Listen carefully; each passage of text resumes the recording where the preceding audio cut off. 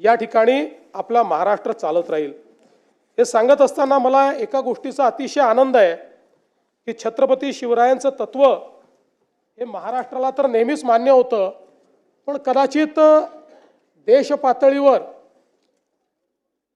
अनेक संभ्रम त्या संदर्भात कदाचित होते आणि म्हणून आपल्याला कल्पना आहे की सीबीएसईच्या पुस्तकांमध्ये यापूर्वी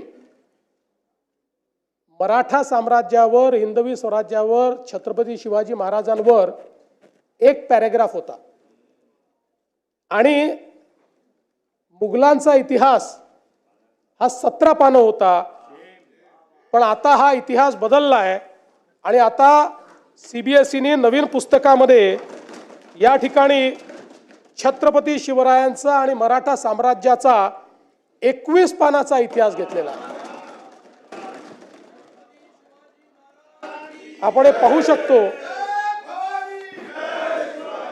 द राईज ऑफ मराठाज इथपासनं 21 पानं हा संपूर्ण भारतातला जो सर्वात समृद्ध आणि शौर्याचा आणि स्वाधीनतेचा इतिहास आहे तो आता केंद्र सरकारने घेतलेला आहे। म्हणून त्यांचंही मी या ठिकाणी मनापासून त्यांचे आभार मानतो।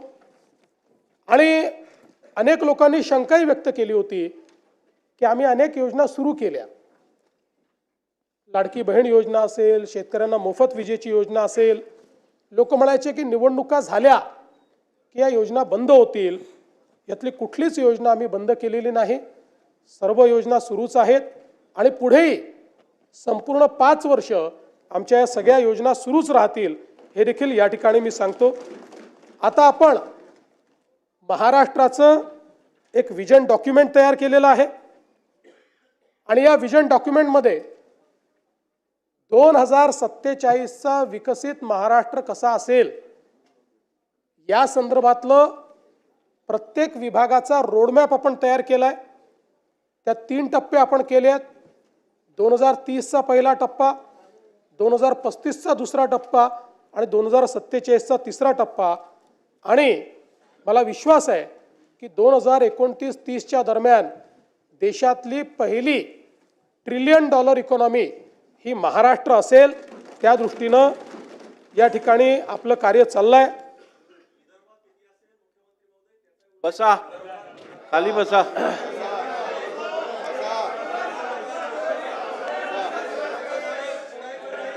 असं आहे, 1 मिनिट, खाली बसा, खाली बसा।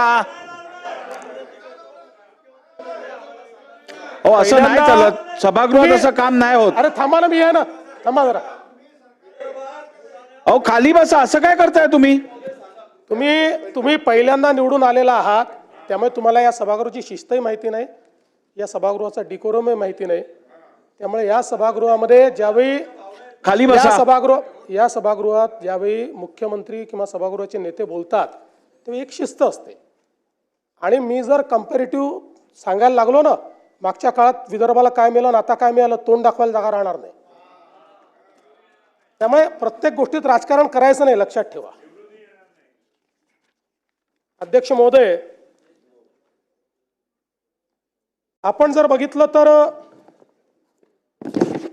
सरकारच्या आर्थिक स्थितीच्या संदर्भात देखील अनेक प्रश्न निर्माण